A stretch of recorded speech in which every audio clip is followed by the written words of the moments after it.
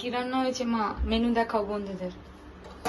এই দেখুন ভাত, কুমড়ো সিদ্ধ, স্যালাড, এটা হচ্ছে ফ্যাসা মাছের তরকারি আলু বেগুন দিয়ে, আর এটা তরকা ছিল কালকে, এটা গরম করেছি, আর খাসির মাংস, আর এই যে চাটনি, এই যে লাল লাল খাসির মাংস করেছি, লাল লাল টকটকে